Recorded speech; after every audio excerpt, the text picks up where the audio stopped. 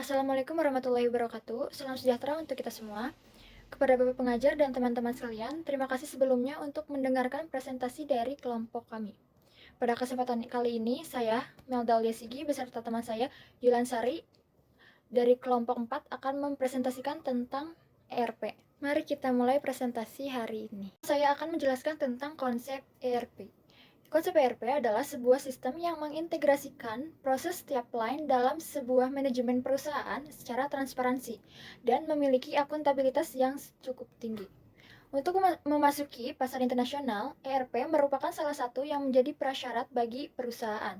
Indonesia merupakan negara yang sangat berkembang, di mana basis perekonomiannya bertumpu di bidang bisnis, maka efisiensi menjadi salah satu faktor yang cukup tinggi dan cukup penting dalam sebuah perusahaan.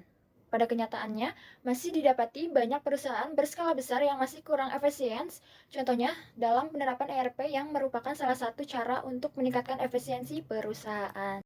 Selanjutnya saya akan menjelaskan apa itu ERP. ERP atau Enterprise Resource Planning System atau lebih dikenal dengan sebutan sistem ERP adalah singkatan dari tiga elemen. Tiga elemen kata yaitu enterprise yang artinya perusahaan atau organisasi, resource yang artinya sumber daya, dan planning yaitu perencanaan. Secara umum, Enterprise Resource Planning atau ERP merupakan konsep merencanakan dan mengelola sumber daya perusahaan, yaitu berupa paket aplikasi program terintegrasi dan multimodul yang dirancang untuk melayani dan mendukung berbagai fungsi dalam perusahaan, sehingga pekerjaan menjadi lebih efisien dan dapat memberikan pelayanan lebih bagi konsumen, yang akhirnya dapat menghasilkan nilai tambah dan memberikan keuntungan maksimal bagi semua pihak yang berkepentingan atau stakeholder. Oke, yang selanjutnya saya akan menjelaskan tentang perkembangan ERP. Sebuah perspektif umum pada Enterprise Resource Planning adalah berkonsentrasi pada sejarah perkembangan konsep integrasi bisnis. Hal ini dapat diasumsikan bahwa nama ERP berasal dari istilah Material Requirement Planning dan Manufacturing Research Planning. MRP dikembangkan untuk menghitung secara lebih efisien bahan baku yang ERP ini, Sistem Informasi Manajemen 31 dibutuhkan, sangat dibutuhkan ya. MRP berevolusi menjadi MRP 2 yang meliputi fungsi baru seperti perencanaan, penjualan, manajemen kapasitas, dan penjadwalan. Meskipun MRP yang baru ini awalnya dilihat sebagai langkah dalam perencanaan produksi yang efisien. Oke, selanjutnya saya akan menjelaskan keuntungan dari sistem ERP. Yang pertama, ada membuat proses bisnis lebih efisien. Sebelum adanya sistem ERP, semua informasi dapat disimpan di dalam satu base yang berbeda. Informasi ini dapat digandakan dan ada risiko yang tinggi bahwa informasi tersebut mungkin tidak versi terbaru. Adanya ERP membuat semua informasi disimpan dalam satu database yang berarti semua orang dapat mengakses dan memperbarui informasi dari berbagai departemen untuk mencerminkan informasi tersebut di dalam sistem. Ini mengurangi risiko file duplikat karena semua informasi akan diperbarui dalam satu database. Keuntungan yang kedua, ada informasi yang terintegrasi di semua departemen. Jika merujuk pada cara lama, perusahaan digunakan untuk menyimpan informasi di database setiap perusahaan. Dengan demikian, informasi hanya akan dibagikan dalam departemen tertentu, di mana bila departemen lain ingin mendapatkan data atau informasi, mereka harus bertanya kepada manajer departemen masing-masing untuk mendapatkan informasi tersebut. Menggunakan sistem ERP, sistem dapat menyimpan semua informasi departemen dalam satu database, yang berarti semua karyawan dari departemen dapat menggunakan informasi dari database tanpa persetujuan dari departemen lainnya. Oke, keuntungan yang ketiga ada pelaporan dan perencanaan yang tertata. Dengan menerapkan sistem ERP di semua departemen bisnis, itu berarti bahwa perusahaan telah memiliki satu sistem pelaporan terpadu untuk setiap proses. Maka dengan memiliki satu sumber data dan informasi, sistem ERP dapat dengan mudah menghasilkan analitik dan laporan yang berguna kapan saja.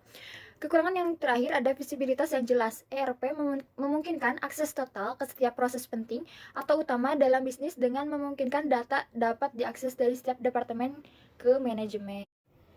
Oke, selanjutnya saya akan menjelaskan tentang kekurangan ERP. Yang pertama, biaya pemeliharaan. Biaya awal perangkat lunak bisa saja sangat tinggi, terutama untuk perusahaan kecil dan menengah. Meskipun biaya ini dapat dihindari dengan menggunakan solusi cloud dengan pembayaran bulanan, tetapi bukan berarti cara ini juga tidak lepas dari kelemahannya sendiri. Yang kedua, ada penurunan efektivitas. Sebuah perusahaan harus memahami bahwa penerapan sistem membutuhkan waktu yang sangat lama, dikarenakan membutuhkan waktu untuk melakukan migrasi data, menyelenggarakan khusus pelatihan bagi karyawannya, dan tugas-tugas lainnya. Ini dapat merugikan perusahaan yang sangat besar dari segi waktu dan biaya. Yang terakhir ada proses kustomisasi. Proses ini membutuhkan banyak waktu, tenaga, uang, dan keahlian di mana tidak semua bisnis dan perusahaan benar-benar memahami proses pentingnya. Banyak perusahaan mungkin berfokus pada penyesuaian yang ketika sistem yang ada yang dipilih tidak benar-benar memenuhi kebutuhan bisnis perusahaan, membuatnya menjadi kendala baru tersendiri. Assalamualaikum warahmatullahi wabarakatuh. Perkenalkan, nama saya Yulan Sari. Saya dari kelompok 4. Pertama-tama saya ingin mengucapkan terima kasih atas kesempatan yang telah diberikan kepada kelompok kami untuk mempresentasikan tugas kami yang berjudul System Enterprise Resource Planning dan modul-modulnya. Saya akan menjelaskan tentang modul-modul dalam sistem ERP atau System Enterprise Resource Planning. Modul-modul dalam sistem ERP. Modul yang pertama yaitu modul keuangan. Modul keuangan ini adalah modul yang mengatur dan mengelola semua aspek keuangan perusahaan, termasuk akuntansi, anggaran, dan pembayaran. Yang termasuk ke dalam modul keuangan yaitu yang pertama ada akuntansi umum. Akuntansi umum ini mencatat transaksi keuangan umum organisasi seperti surat hutang dan piutang. Yang kedua ada penggajian. Penggajian ini memanajemen penggajian dan pemotongan pajak karyawan serta pemberian insentif. Yang ketiga ada manajemen aset. Manajemen aset ini memelihara dan manajemen aset perusahaan seperti inventaris dan penyusutan aset. Yang kedua ada modul produksi. Modul produksi ini mengkoordinasikan seluruh proses produksi mulai dari perencanaan hingga pengiriman produk jadi. Yang termasuk ke dalam modul produksi yaitu yang pertama ada perencanaan produksi. Perencanaan dan pengaturan kapasitas produksi untuk memenuhi permintaan pelanggan. Yang kedua ada kendali produksi. Di dalam kendali produksi ini adanya pemantauan efisiensi produksi dan pengendalian kualitas barang jadi. Yang ketiga ada manajemen persediaan. Manajemen persediaan ini menyediakan bahan baku, barang setengah jadi, dan barang yang jadi dalam gudang. Yang ketiga ada modul penjualan dan distribusi. Modul ini mengelola proses penjualan termasuk proses pemesanan, pengiriman, dan faktur penjualan. Yang termasuk ke dalam modul penjualan dan distribusi yaitu yang pertama ada kontak pelanggan. Di kontak pelanggan ini, kita dapat mengakses informasi pelanggan dan memudahkan komunikasi dengan mereka agar lebih cepat dan efisien. Yang kedua ada pemesanan dan penawaran harga.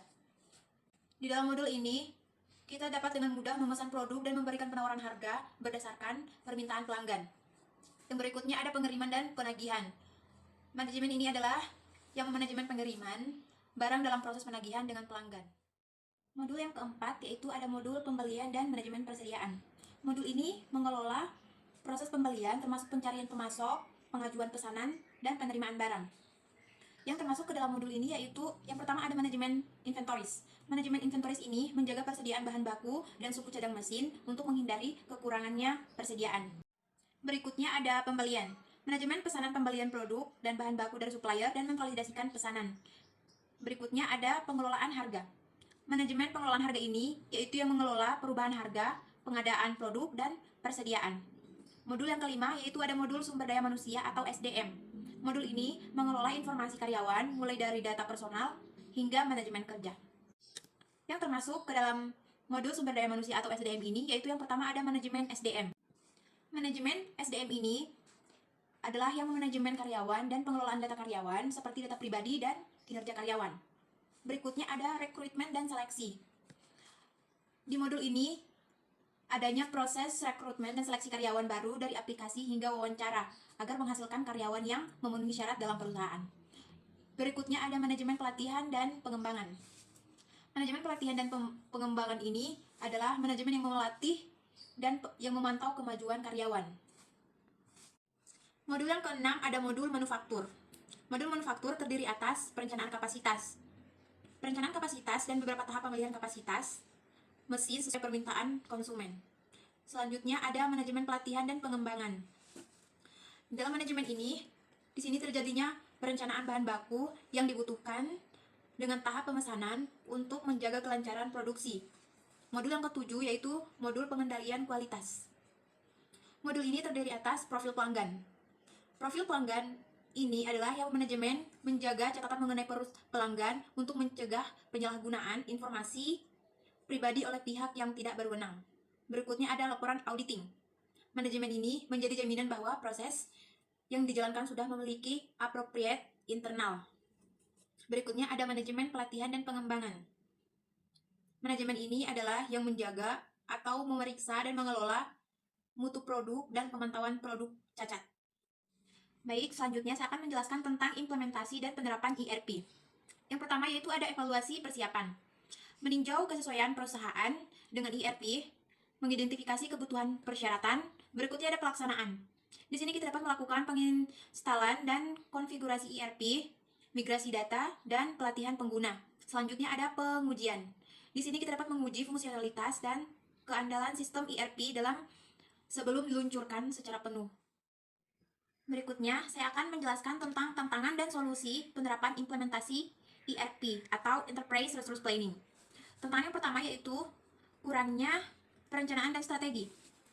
Sebelum penerapan sistem ERP, sebuah perusahaan perlu memahami kebutuhan dan manfaat yang ingin dicapai dari sistem tersebut. Seringkali perusahaan membuat kesalahan dengan memilih ERP tanpa memiliki rencana yang jelas, yang dapat menyebabkan kegagalan implementasi. Solusinya yaitu sangat penting bagi perusahaan untuk merencanakan dan menyusun strategi penerapan ERP dengan hati-hati. Tantangan yang kedua yaitu ada kompleksitas teknik.